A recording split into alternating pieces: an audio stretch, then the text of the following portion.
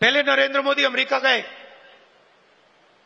याद है आपको, गले लगे थे, याद है? इस बार गले लगने वाली फोटो देखी आपने? देखी? कहां गायब हो गई?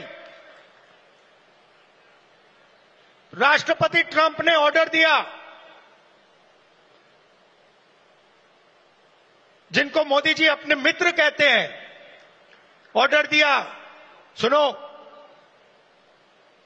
इस बार गले नहीं लगेंगे, इस बार नए टैरिफ लगाएंगे। चूं तक नहीं निकली, आज तक गायब है। जनता का ध्यान वहां ना चला जाए तो पार्लियामेंट में 2 दिन ड्रामा चलाया, मगर सच्चाई है कि आर्थिक तूफान आने वाला है। कोविड आया था, नरेंद्र मोदी जी ने थाली बजवाई, मोबाइल फोन की लाइट दिखवाई। अब आर्थिक तूफान आ रहा है, सामने है, करोड़ों लोगों को नुकसान होगा। 50 साल से सबसे ज्यादा बेरोजगारी आज है। कहां गए नरेंद्र मोदी? कहां छुप गए हैं? यह सच है। आज जो भी कहें, उनकी विचारधारा कॉन्स्टिट्यूशन के खिलाफ है। वो लोकतंत्र को खत्म करना चाहते हैं, वो हिंदुस्तान की सारी संस्थाओं को कंट्रोल करना चाहते हैं और अंबानी अदानी को हिंदुस्तान का पूरा धन पकड़ाना चाहते हैं। और हमारी विचारधारा कहती है कि यह देश हर जात का, हर धर्म का है, हर भाषा का है।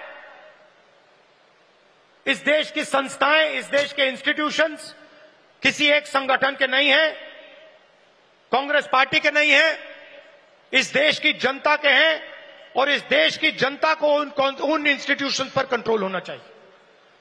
यह लड़ाई चल रही है। कुछ दिन पहले बीजेपी ने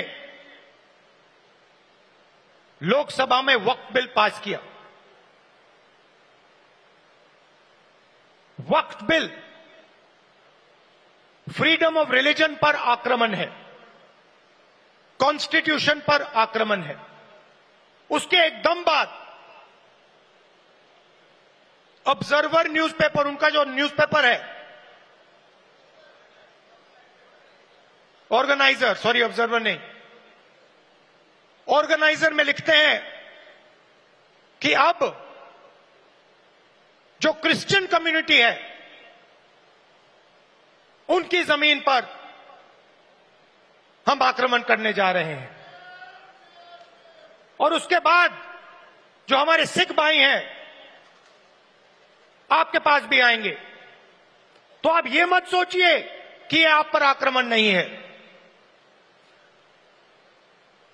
और ये एंटी कॉन्स्टिट्यूशन है और anti freedom of religion act है।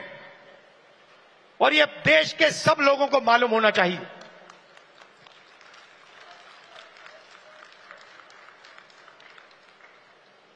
तो हम चाहते हैं कि हर कम्युनिटी, हर धर्म, हर भाषा को इस देश में इज्जत मिले, रिस्पेक्ट मिले, जगह मिले। हम चाहते हैं कि यह देश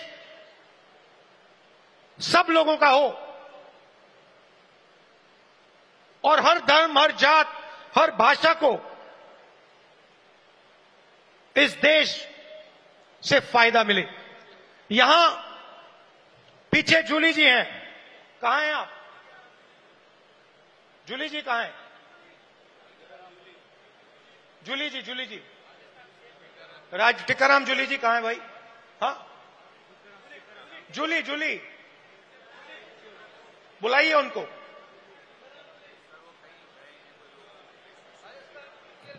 अच्छा, टिकाराम जूली हमारे सीएलपी हैं, राजस्थान के, दलित हैं, मंदिर गए थे। उनके मंदिर में जाने के बाद बीजेपी के नेताओं ने मंदिर को साफ करवाया, धुलवाया, और वो अपने आप को हिंदू कहते हैं। एक दलित व्यक्ति को मंदिर में जाने का अधिकार नहीं देते हैं, और जब जाता है तो फिर मंदिर को धुलवाते हैं। ये हमारा धर्म नहीं है। तेलंगाना में हमने एक क्रांतिकारी कदम उठाया, जाति जनगणना। उससे कुछ महीने पहले मैंने पार्लियामेंट हाउस में भाषण दिया था। मोदी जी के सामने कहा कि मोदी जी आप जाति जनगणना कराइए, देश को मालूम होना चाहिए इस देश में दलित कितने हैं,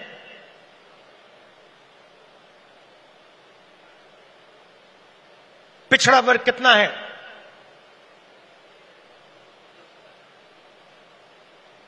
अति पिछड़ा कितना है, अति दलित कितने हैं, आदिवासी कितने हैं, माइनॉरिटीज कितने हैं, गरीब जनरल कास्ट के कितने लोग हैं।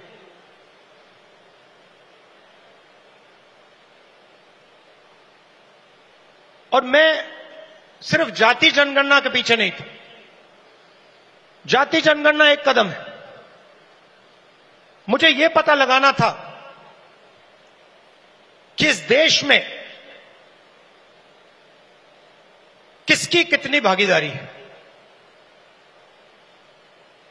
उस समय मैंने कहा था कि देश का एक्सरे होना चाहिए, पता लगाना चाहिए कि जो हमारे दलित, आदिवासी, पिछड़े वर्ग के लोग धूप में काम करते हैं,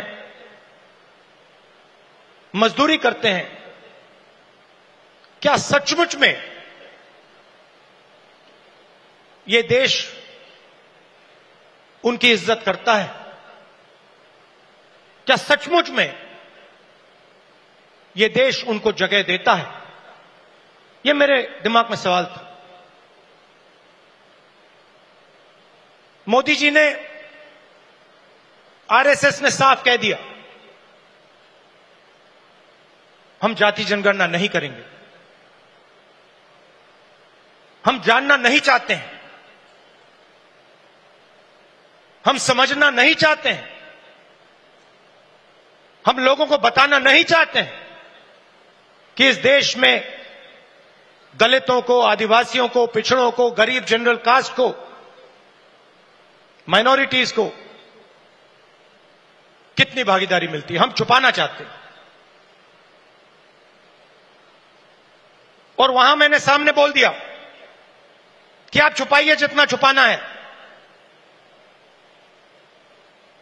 लोकसभा में, राज्यसभा में हम कानून पास करेंगे, आपके बिल्कुल सामने कानून पास करेंगे, जाति जनगणना यहीं से निकालेंगे।